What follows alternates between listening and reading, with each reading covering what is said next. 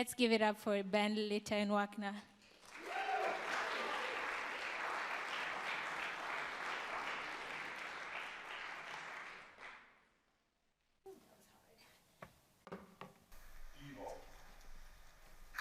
Evil expands in the absence of good. The 4th century African bishop, St. Augustine, defined evil as privatio boni, which is Latin for the absence of good. He explained that just as you cannot have darkness without the absence of light, you also cannot have evil without the absence of good. Now, the good news is, even just a small amount of light can push away a lot of darkness. If he were alive today, St. Augustine would say we're doing a poor job of being the good that resists evil. This is especially troubling considering every one of us has in our possession the greatest influencing tool in the history of humanity, your phone.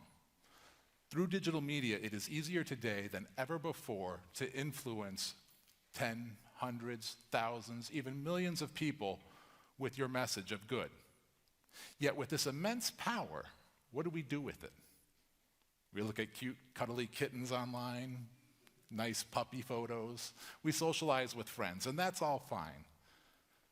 But when we refuse to stand up to evil, which we tend to do a lot of, we let it grow. We say things like, I don't really want to engage in, I don't want to create conflict. Or, I've got a cousin 3 times removed who doesn't necessarily agree with my views. I just don't like to get involved. We make excuses left and right, but every time we do, we allow evil to expand a little further. Evils like sexual assault. If evil expands in the absence of good, then what good is absent that permits the continuation of sexual assaults? Psychologists will tell us that sexual assault perpetrators don't really act alone. Instead, they act on the beliefs and value systems of their peers in their community. Now, this is not a defense of the perpetrators. It's an expansion of accountability to the broader community. We need to find ways to get more good into more communities. For another example, let's look at modern racism. A 2018 report by the American Journal of Public Health found that black men in America are, on average, 3 times more likely to be killed by police officers. In some of our own Midwest communities, that number jumps up to 8 times more likely. Now, I want to be clear. Most police officers are amazing people. They are out there to serve and protect. They're out there for our good, and they're just looking to do good. Later today, you'll hear an example of one family that's deeply impacted by the incredible challenges police officers face on a daily basis. But this is not a defense of the guilty. We have to stop defending the guilty. When we defend the guilty, we break the trust in the innocent. We break the trust in the entire system. This is not a defense of the guilty. It's an expansion of accountability to our police departments to engage more good, to be the good that resists more evil. Through things like implicit bias training, we have to do more good. Now, these are just 2 evils. There are all kinds of evils in the world that we see all the time. But we're here today not just to listen and hear about evils. The topic of today's TEDx is initiate, right? We're here to initiate something new, so I'm here to ask you a favor. I want each of you right now, in your mind, to think of one evil that you're not going to make an excuse for the next time you see it. The next time you're scrolling online or see it on the street, you're not just going to pretend like you didn't see it. You're not going to say, I don't want to engage or I don't like controversies. You'll be the good. You'll intervene. You don't need to tell anybody here about it today, but pick it right now in your mind. I'm going to look around. Give me a head nod when you have an idea what it is so we know we can move forward. There's some examples. There's racism, there's sexual assault, there's domestic violence, there's hunger, things like that. And some of you young parents here might even want to have something a little less serious, a little more lighthearted, like getting rid of the evil we know as the Baby Shark song. But on a more serious note, what is your one evil? So just give me a head nod or a little smile so I know we got a sense. Everybody's kind of got an idea of what their evil is? We're initiating today. I want you to keep this in mind as we move forward.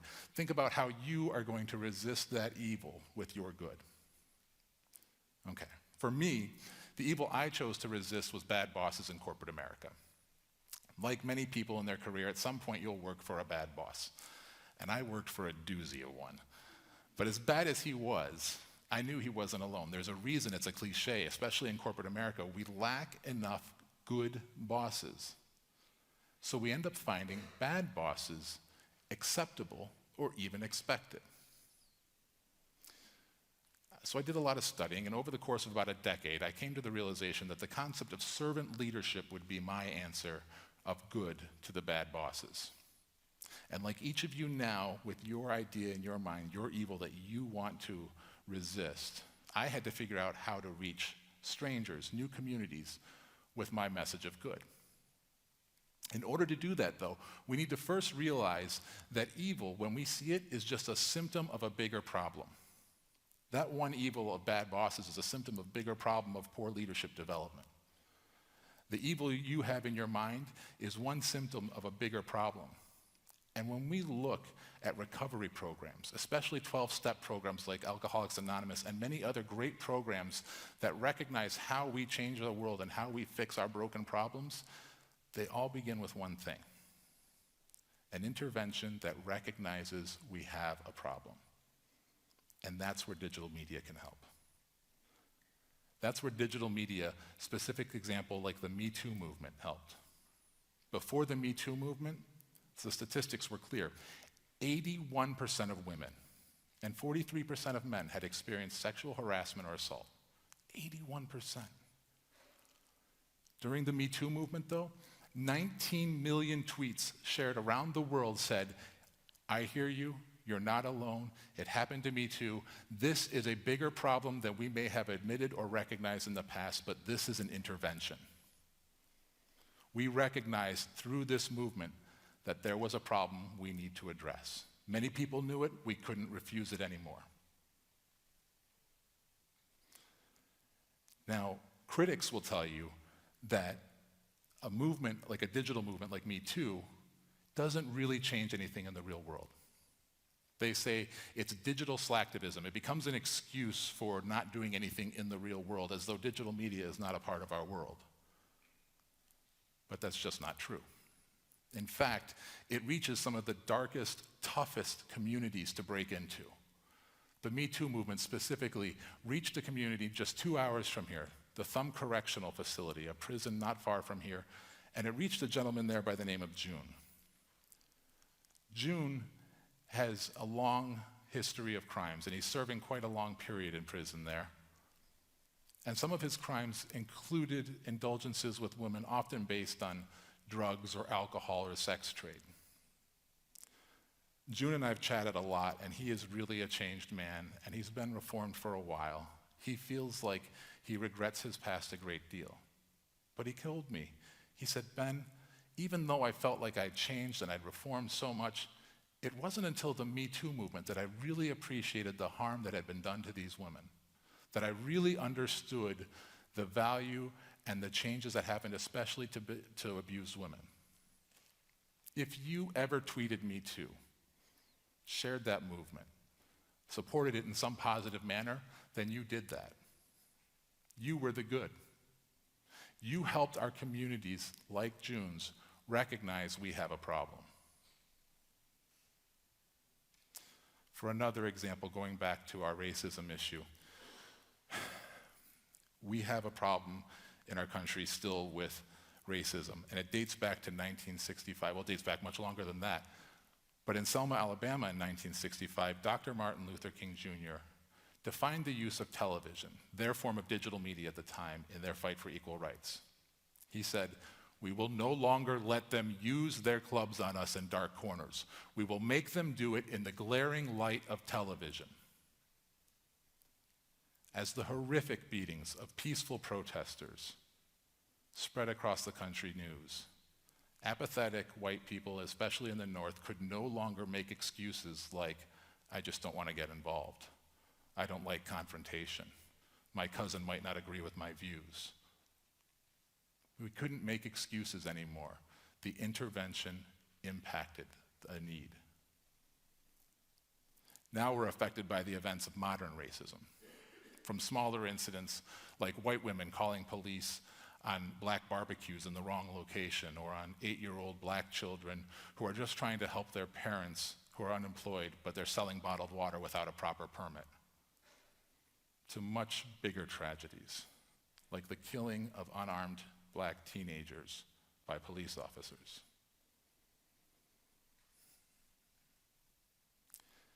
These incidents gain momentum through movements like Take a Knee and Black Lives Matter.